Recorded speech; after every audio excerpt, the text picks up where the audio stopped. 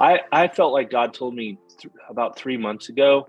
He said, I want you to love men unconditionally so that they can accept unconditional love from me. Hello and welcome to the One Heart podcast, sponsored by One Heart, One Light.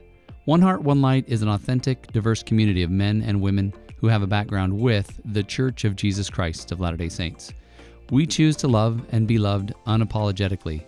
We teach unique tools to apply Christ's atonement, and we are a bridge to becoming one with self, others, and God. Today our guest is Jeremy Morris. Jeremy is a husband, a father, and a son. He's a co-founder of Wild Courage and the host of the Wild Courage podcast.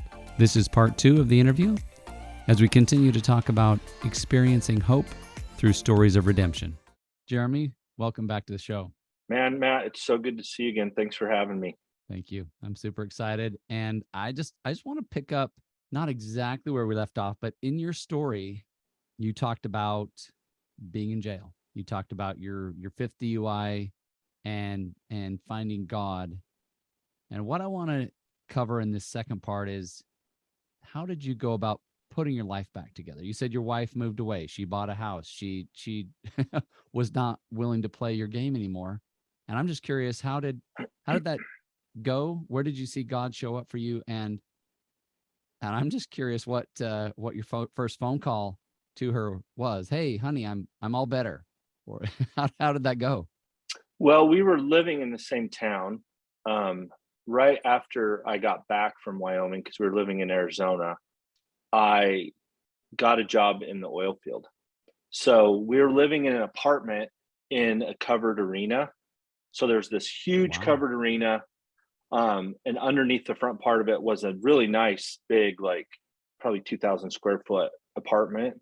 And then you'd go up the stairs and then there's the covered arena. Well, there was an office up there that was just big enough for my cot. So I had my cot in there and then about a foot on the side to walk in there. And I had some clothes and stuff in there. So for a while, when I got back from being in jail in Wyoming, she's like, you're not living in the house. I don't trust you, obviously. Even though I tried to share with her this God encounter that I had in jail, I'm like, I'm free. I felt alcoholism leave me. Like, people say alcoholism is a disease, right? Sure. What is leprosy? Sure. Disease, right? Like, sure. Can God heal diseases? Absolutely. So if people want to classify alcoholism as a disease, which is fine with me, I'm telling my wife, I've been healed from this. It left me. It's gone. And she's like, sure it is. Right? Because I'd quit, so many times before. Right. Yeah. And so I lived in the office with my cot. I would fly to work for 30 days and then I'd come home for 15 days off. I remember in the winter, my first year of doing this, I'd fly home to Phoenix, and then it's a 2-hour drive up to where we lived. And I would go in my little room, and it was cold because where we lived in Arizona was at a mile high. And I would go in my little cot and there was a wall heater and I would turn it on and I would sit there freezing until that little room warmed up, thinking, this is what my life's become. My family's cuddled away in there. And it's now 2 a.m. because that's a long flight, from the East Coast to the West Coast and then the drive. And I would sit on my bed and cry. Like, this is where my life has ended up. And I was, because of the legal situation I was in, I was required to do outpatient rehab. And I had to go to AA meetings and get my little thing signed that I was attending. So I was doing that in the 15 days that I was home. And in the outpatient, I had to do that because I was gone for so long. I had to get a special okay from the judge that I would just do a whole bunch of it when I was home. Wow. So I was working like 120 hours a week in the oil field for 4 weeks straight. Then I'd come home and I was just saturating myself in getting help. I had to legally, right? So God was like putting all these people in my place. And I was going to this really wonderful AA meeting, and then I was going to the outpatient therapy, group therapy, and it was for mostly it was full of kids who were either going to go to prison or they had to go to this program to stay out of jail. So it was me and a bunch of young kids, and I'm a middle-aged man. And I remember one day sitting there, probably my third time, thinking, I don't belong here. Especially in AA, I was like, these guys are, man, what a bunch of losers. And I don't belong here. These are not my people. Meanwhile, these guys have like 30, 40 years sobriety. And I'm on Sure. my fifth DUI, right? And I'm like, what a hypocrite. I just remember thinking, like, I do belong here. These are my people. Sure. It was just a very healing time. But more specifically, I had this lady named Gwen who was from Chicago. She led our outpatient group, and she was an ex heroin addict. Wow. This beautiful, large Black lady. And for the first time in my life, she did not coddle me. And I would share how my wife, I was living in the closet or in the office outside, and how she wouldn't even go, knowing I was coming home. I couldn't even get my wife to go turn the heater on for me. Like she was numb to me. She had nothing for me. And Gwen was the first person that really walked me through, like, you've put yourself in these shoes. She was the first one that started teaching me to have self accountability and not be a victim. Right. There's a slippery slope between being a victim, which in some sense I am a victim of sexual abuse, right? Sure. And mental and physical abuse or emotional abuse, but also owning what I've done in the wake of all that. Sure. And what are you going to do with it, right? What are you going to do with the cards? Too many people stay in victimhood, and that just and then they have a bunch of people around that know their story, so they enable them. Right. And Gwen was the first person, because I'm just freshly out with my story at this point too, right? And she's like, oh no, you put yourself here. You need to own it. And I remember something shifting with her, especially. I'm like, I have to be here for like 18 weeks. What if I just embrace this? And something shifted in me, and I was like, well, I've been asking God to put the right people in my life to help me, and here she is. And it was hard because she was very honest with me. And it hurt. Yeah. So not long after I'd moved out, my wife found a house on a property with a barn and an arena and bought it and moved out. And I'm processing this with Gwen in group, and all these, early 20-year-olds are rolling their eyes at me, sitting there crying in front of all these kids about my wife's leaving me. She's moving out in her own house. And Gwen, I'll never forget Gwen saying, yep, and you're going to go over there and you're going to paint the house. You're going to redo the flooring. You're going to help her move. My wife's whole family was coming to help her kind of give the house a once over. And Gwen's like, you're going to be right in the middle of it helping, and you're going to pay for everything too. And I'm like, do you know how scary this is to go face my mother and father-in-law, my wife's sister, her family, and my wife's brother and her family? They were all coming to help her move and prepare. And Gwen's like, yep, you're going to go and you're going to be right in the middle of it. I'm like, she hates me. I don't care. I was so scared to face her family. They all know what I've done. They all know what I've put her through. And they all embraced me and were like, her brother, Mike, who's one of my best friends now, was like, dude, you're the bravest guy I know. I would say so. I cannot believe we're riding in the truck making a trip. And I'm like, I'm scared to death. I'm helping my wife leave me. Right.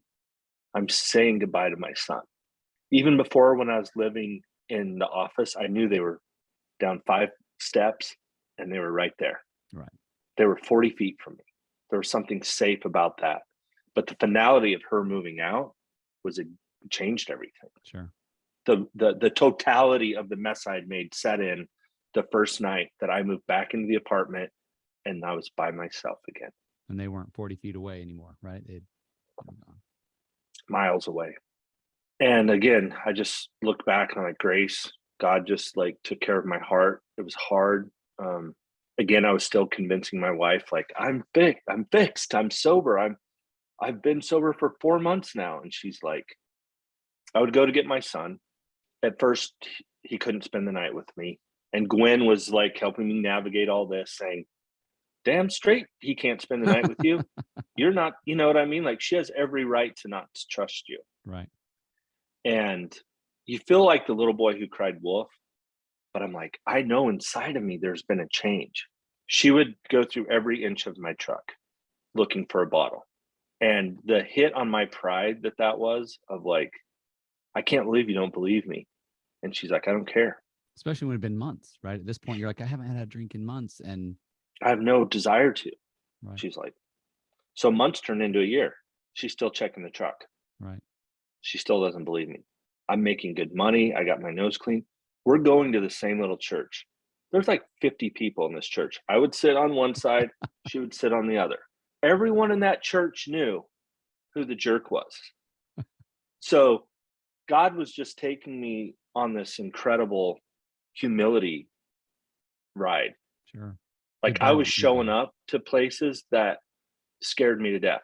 Her family, church, and owning it. And like, because God put these people in my life. Hey, I would go there sometimes and I would just cry because my heart was so broken. I Sure. lost my family and it was my fault. Yeah. And I couldn't reconcile compassion for my story versus the mess I'd made. So the self-hatred was freaking deep. I mean, I told you, I think in the last part of my story, after I'd gotten sober, was the first time I was suicidal. Right. I would read my Bible in the morning and have a gun in my mouth every night. Like, that's the contrast of the wrestling match of knowing that there's a change that's happened in me, but in the wake of dealing with things with a clear mind and heart, it was too painful. Yeah. The price, it was too scary. So I just kept grinding, no end in sight. I saw my wife flourishing. She put herself through school, had 3 jobs. She would not let me pay for anything. Like, she was done, dude. Totally independent. Yeah.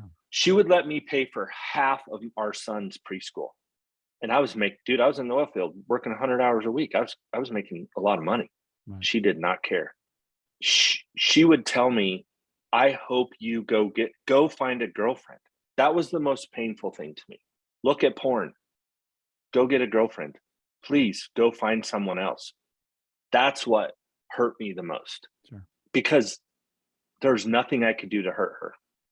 There was nothing I could do to win her heart. There was nothing I could do to hurt her. I literally could have gotten remarried. She would not have cared, and not even a little bit. So I was just surrounded by the right people at the time. I had a friend named Ben Balo who was like 4 years sober ahead of me. We used to party together. I spent a lot of time with him.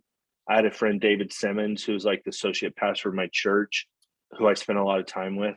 And a lot these guys didn't know what to say, but they just showed up for me. Sure. You know, we don't know what we know now. I don't know what I know now, but looking back, it was everything.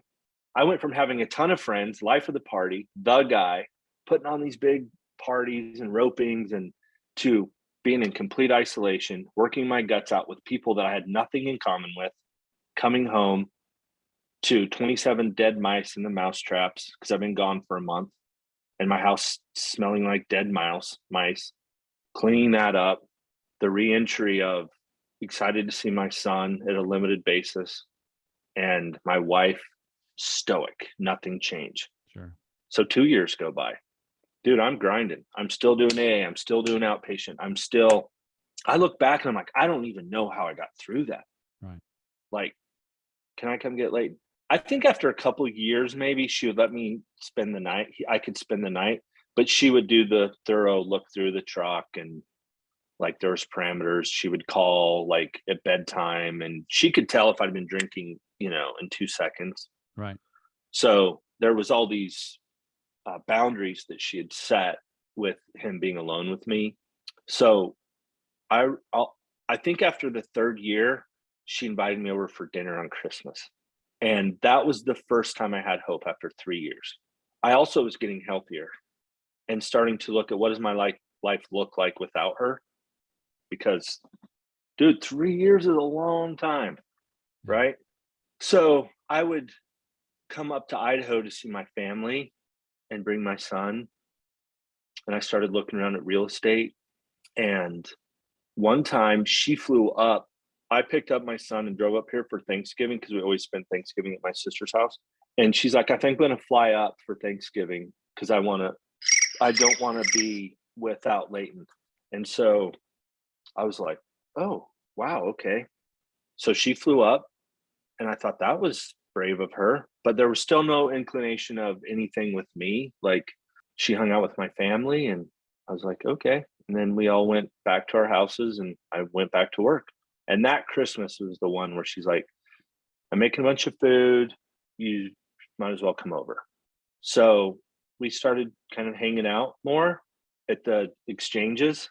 It wasn't like meet at a mutual pace, trade kid, trade our son. It was like, well, why don't you come over to the house and pick Leighton up? Well, and I'm like, oh, you're. Oh, I'll never forget this. Her barn needed a new roof and some repairs, and she let me pay for it. I'm sorry. That's Right. right. I was so moved. I was like, here's another sign of just, dude, I'm talking about a crumble of hope, Sure. the smallest of hope that she would let me pay for something. So it wasn't just starting over. You were starting from a very negative deficit. It wasn't like, oh, hey, we're It just wasn't getting to know starting each other. over. It's yeah. It was going way back. Like, I think we were at that point maybe separated as long as we'd been married. I mean, the damage was, there was a lot. Sure.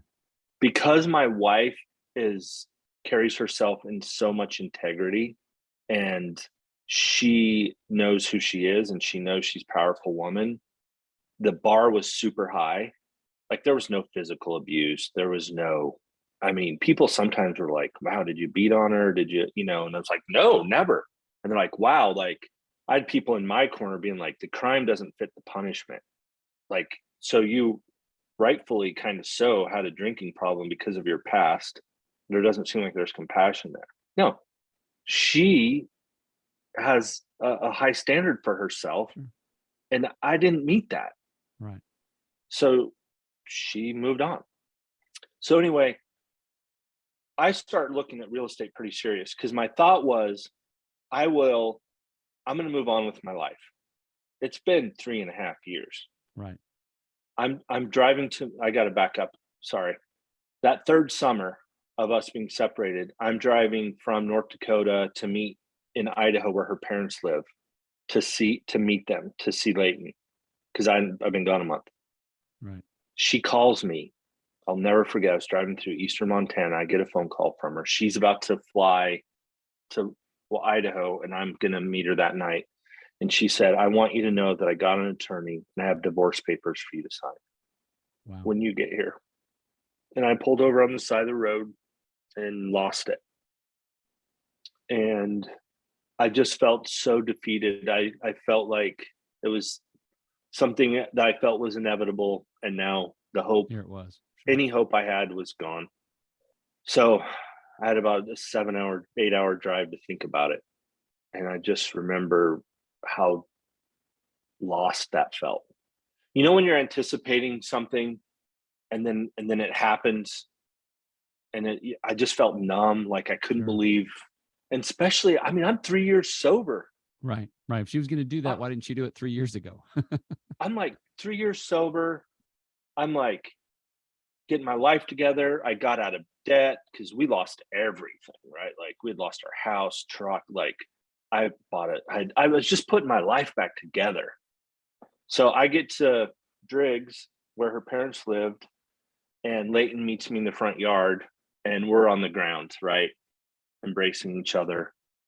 And later she told me that she was looking out the window and she felt like God told her no. She said that he wouldn't release me from you. As much as I hated you, as much as I didn't feel anything for you. And at that moment, she's like, he's saying no. And later that day, she's like, we need to go talk. And I was just like, the emotion of seeing my son after a month and feeling like I'm losing all this time. Every time I see him, each girl, like, I just was feeling like I was being robbed from so much, and like, but also like I deserve it. I was wrestling with that. And so we go for a drive, and I just had given up at that point, like just. And she goes, "I'm not going to sign the papers. I don't know what that means or looks like, but I'm taking that off the table." And I'm like, "What? Why?" And she's like, "I don't know. It doesn't mean anything's changing. I'm not getting back together with you. I'm just putting it on the table for now." Which I appreciate, but at the time I just felt like it was kind of always hanging over Sure. my head, Just gonna you torture you know, with it. Sure. like if I don't act just right. And that's not what she was saying. That's just how I felt. Because she didn't say I was tearing it up and let's get back together. Right. She was just like, let's see how this goes. Fast forward, I'm looking for real estate. She's like, well, let me see what you're looking at. So one time we were in Idaho and she was here. I think the time she'd flown in, and we're driving through our way to go see my dad. And we stop in this little town of Emmett that's on the way outside of Boise. And we get a real estate magazine. And I'm so clueless. I didn't think that much of it. We're just hanging out a little bit. But I'm like, I tell her, I think I'm going to move. She's like, okay. I'm like, she's like, what does that look like? I'm like, well, I'll fly to Arizona, pick late enough. I have 15 days off and I'll drive up to Idaho. We'll hang out with my family. I want my son to be raised around the ranch and around my mom and sister. And then I'll drive home and drop him off and I'll fly back to work. So I think that fall, I find this place that we're at now. And I talked to her. I'm like, I'm buying this place. I put in a full price offer, like unseen. Wow. I knew there was something about this barn Sure. that God now is like that highlighted to me. Now is where we do all of our wild courage stuff and our men's stuff. So, and I don't remember when, but somewhere in that process, she's like, well, what would it look like? You know, what if we go with you? And I'm like, okay. So after years of her safely watching me my life be transformed, it was such a blur. Like the house I was living in sold, the ranch with the covered arena. So I moved into her house for the last 2 months before we moved and lived in the guest bedroom. Wow. That's when the real hope was starting to settle in. Right. Like there was no hand holding, there was no affection, there was no we're back together. Right. There was, I've watched you from a distance. I'm feeling a little bit safer to allow you in a little bit. Right. That Christmas was very special because I woke up and got to celebrate Christmas with my son and my wife, even though I was living in the guest bedroom. You were at least in And the then same house. March, yep. And then in March, we moved to Emmett, and that was the first time my wife and I slept in the same bed in 4 or 5 years. Wow. I mostly was living on the couch towards the end. So that's the beginning of our redemption story, though. Yeah. So time doesn't heal all wounds. That's a lie we've been fed since we were little kids. You can sweep them under the table, Right. which is what a lot of people do. And it was what we did because we didn't know. Right. So we moved back in together and like, it was like our second chance. It was like we got remarried or something almost. And then it didn't take long for all of our past hurts to start showing up. Right. It didn't take long at all. She still didn't trust me with her heart, and rightly so. And all the brokenness from my past, abandonment from my mom, Sure. all the way up through all my undealt with pain. Still there. It waiting didn't for go you. anywhere. It's still Right. there. Now it's just has a ripe season for it to be all my triggers, right? Being back together with my wife, thinking this is going to be perfect. I still don't feel affection. Still don't feel loved. I still don't, all the stuff that I brought from my childhood on up through all my relationships with other women show up. So how'd you start to deal with all of that in? Well, I'd started a company at the time. God's, I mean, just the grace of looking back, hindsight, right? I started a company, so I was gone all the time. So I'd be home for a little bit, and then I was gone for a month, starting a new company.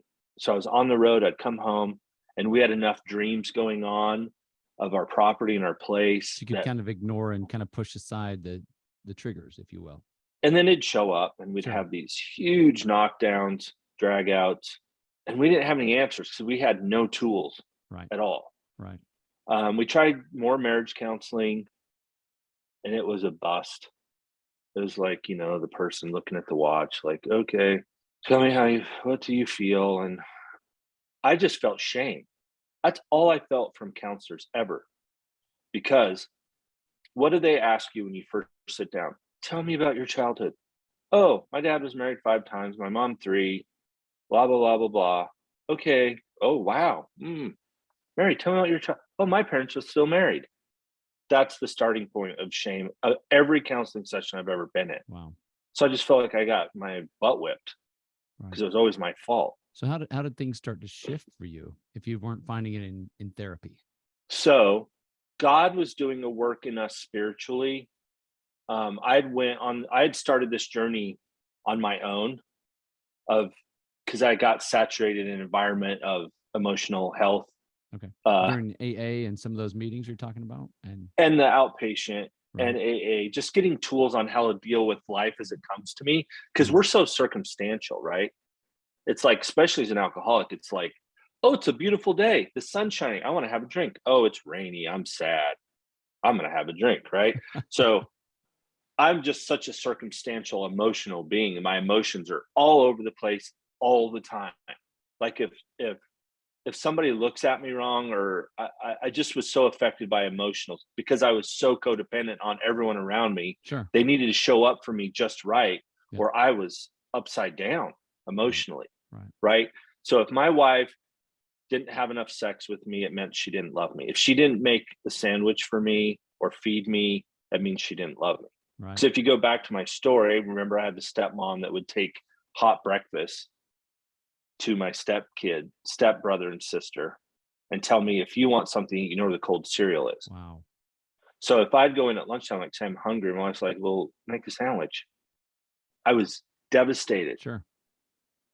I'm like, you don't love me. If you loved me, you would make me a sandwich. And she's Right. like, I have 2 kids in diapers, another one to take care of. You're gone all the time. I take care of this whole place, and you want me to feed you a sandwich? Like, logically, it didn't make sense to her. Right. Like, Right. you're a grown man. And I was just crushed by her. Right. So, spiritually, I've been going on this journey, getting a little bit healthier. And this is the cool part of my story. About 15, 14, 12 years ago, one of my stepmoms reached out to me from when I was a little kid and found me on Mhm. Facebook. Wow. And I didn't respond for a while because it was like a part of my painful past, like my dad wasn't married to her very long, and I really liked her, and it was just painful. I was like, I don't want to deal with any of that.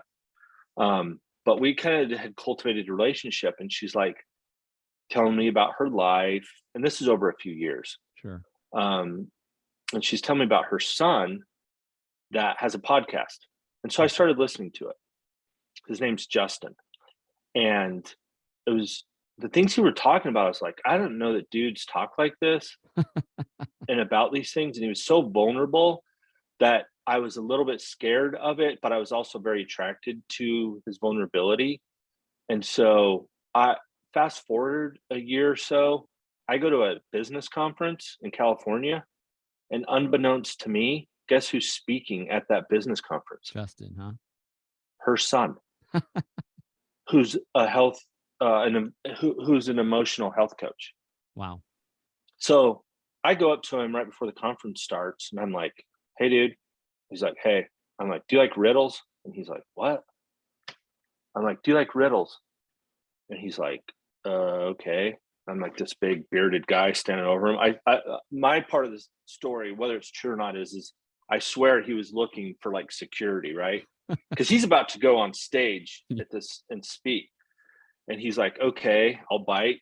I'm like, and I tell him, your mom was my mom before she was your mom, because he's younger than me. Right. He wasn't born. And he's like, and then he's like, Jeremy? Because she had told him about me. And I'm like, yeah, dude. Like, and he just embraced me. He's like, you're the stepbrother I never had. And he's like, I got to get your number. How long are you in town? We got to go to dinner. And at dinner that night, we ended up having dinner turn into going back to his office for hours and him hearing my story. And I never had somebody cry over my story before. I never felt seen in all my shame. He didn't, it's like he just swam through all my shame and saw me You. and had this Yeah. compassion for me that I'd never felt before. If I never saw him again, that encounter was so impactful and healing to me, to be seen and loved so unconditionally by a guy I just met. And That makes me think of Christ and how he encountered people. He didn't see yeah, the woman at the the well, wounds. Sure. the woman at the well. So that started a relationship that changed my marriage and my life forever. In that I had a lot of I'd never told my mom my story. My mom always wanted a relationship with me. I always kept her arm's distance. And I told her, I forgive you, mom, for leaving me, because that was the biggest regret of her life. But I had all this resentment towards her Sure. because of all the things that happened on her watch Sure. and a lot with her family. So I found out that you can't forgive people for things they do not know that Mhm. have happened Sure. to you because of them, which was a powerful lesson. But Justin coached me through how to have the scariest conversation I've ever had in my life, to tell my mom my story, Wow. which was like 5 hours of me telling her everything, because I was convinced if she knew my story, she'd kill herself. Or reject you Convinced. or whatever. Right. No, no, kill herself. That was the Wow. only way out I saw, Right. because of the nature of how it all went down. I felt like the shame alone, she will somehow kill Not herself, survive. right? Right. So he helped me, coach me through that by saying things like, "You're not responsible for your parents' emotional well being." What? The codependency that I had was so deep with every relationship in my life. And I found out that I felt like a low level of hatred for women my whole life, Sure. rightfully so, that I brought into my marriage. Fast forward, Justin and his wife Abby do this course called Living Fully Alive. That's like an 18-week course Wow. that you get undone in, and then the last half of it they put you back together. But you ask yourself all the questions of basically, why do I do the things I do? Why do I react to the things I react? What are triggers? How do I cope with them? How do I deal with codependency? So I felt like meeting Justin, God said, because he is the redeemer and he can fast track things. I met Justin. A few months later, we're taking this course, and he's seeing my wife and I and helping us navigate our marriage. So I'm meeting him one day a week, my wife's meeting the next week, and then we're getting together the third week, and we're immersed in this course all at the same time. And God just expedited the healing of our hearts and our pains that were caused before us, once we were together and moving forward to that point.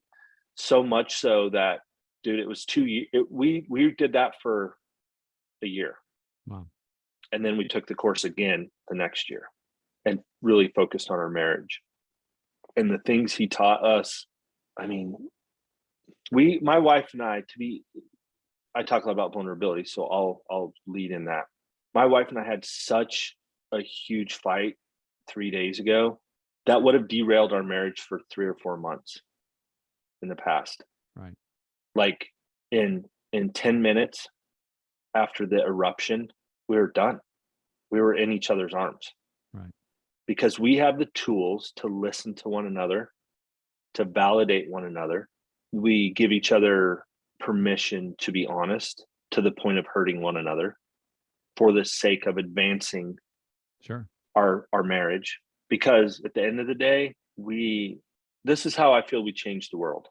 You go get healthy in yourself, get a healthy marriage, show your kids how to have a healthy marriage, model what a healthy marriage looks like to them so that they can go do the same.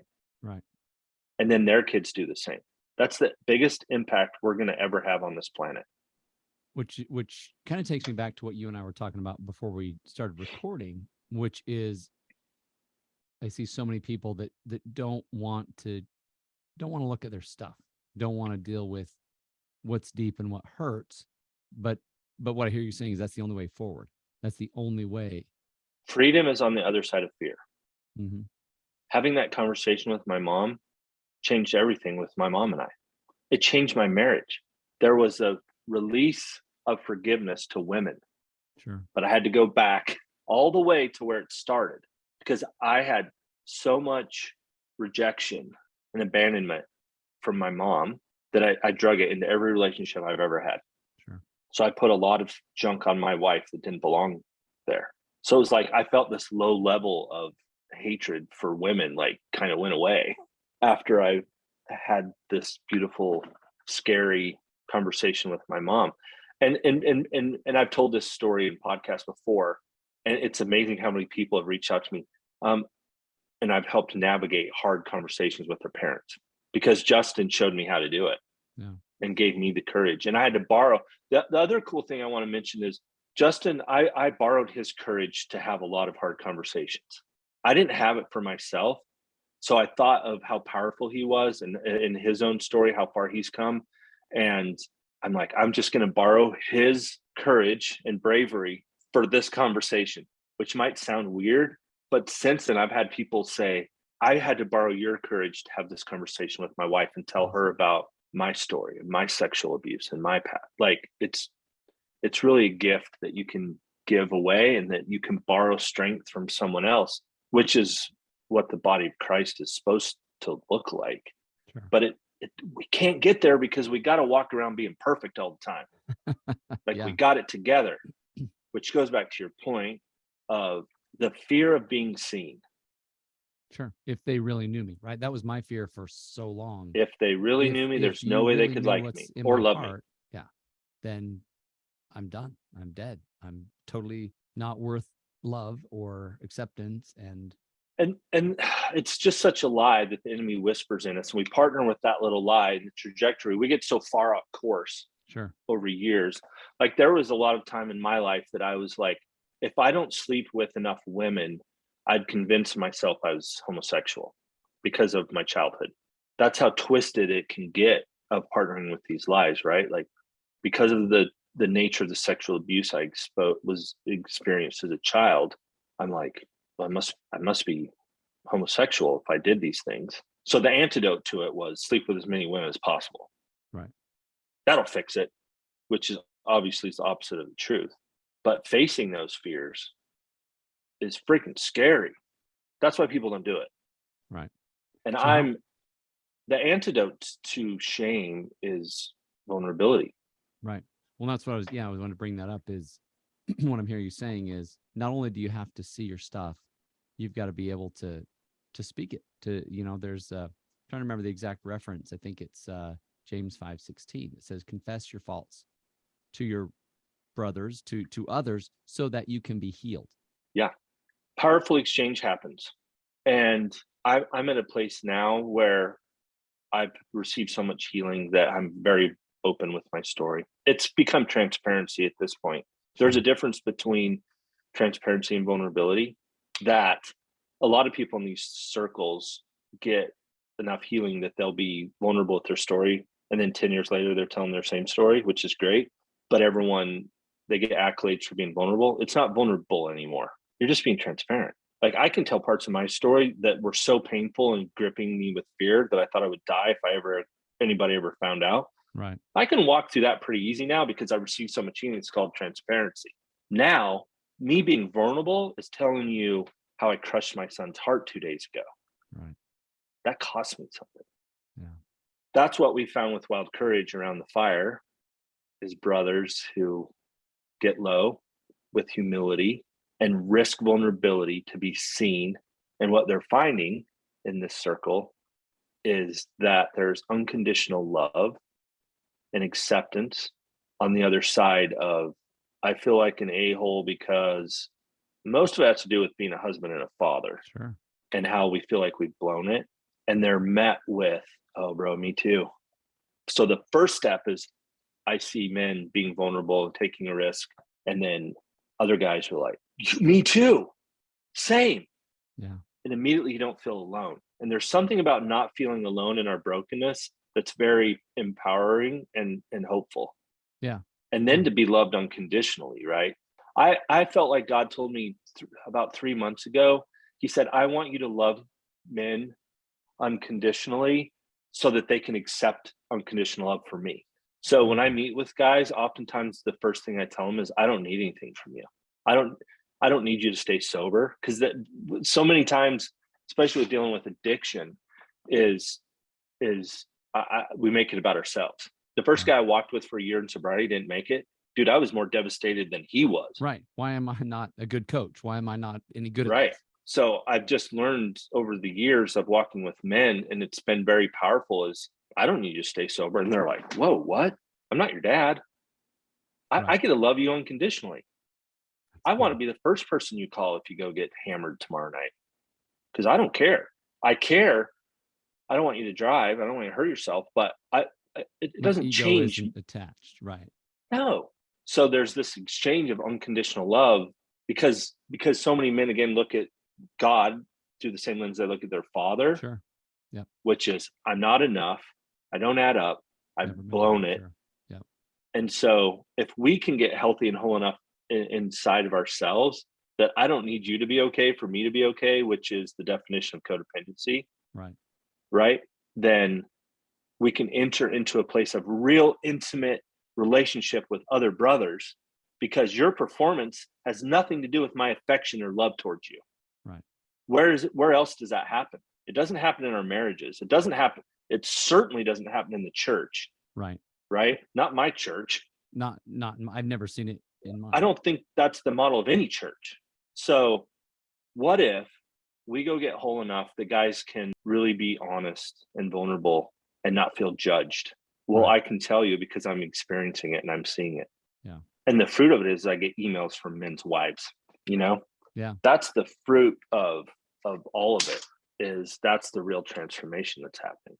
Well, we're Just by the power of vulnerability, yeah, and guys being seen and heard and not feeling judged. And they can go beautiful. show up for their wives and their kids in Yeah. a different way, because And they're that's being validated by other men. yeah.